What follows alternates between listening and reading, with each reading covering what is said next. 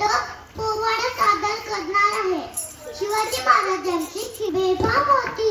महाराजांची कीर्ती बेफाम. भोले भोले ना फुटला घाम. याला कोण घाली असताना दरबारी पुरती बेगम. बडी बेगम म्हणजे आली आदिलशाची आई बरोबर. नजर येत तिच्या अंगार. दरबार झालं का पगार. कोणी घेईना पुढाकार. साऱ्यांनीच मानली हार. इतक्यात अचानक एक सरदार उठला. बोलला, हम लाएंगे शिवाजी को. आणि त्यानं विडा उचलला. नाव त्याचं अफजल खाना. नाव त्याचं अफजल खाना. जिथं जगता जणू सैतान. खान बोलला छाती ठोकून. शोभाला टाकतो चेडून.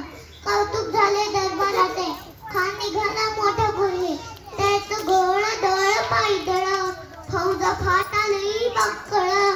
अंगी 10 हत्तीचं बळ. पाहणारा कापे तळतळ. वाटेत भेटेल तळाची डीट ठेचीत खानाची सेना निघाली. गावं लुटली. देवळं उद्ध्वस्त केली. आया बहिणीची अब्रू लुटली. कोण कोण रोखणारे वादळ. आता शुभाचं काही खरं नाही. तिकडं निजाम, इकडं मोगल, पलीकडे इंद्र. पण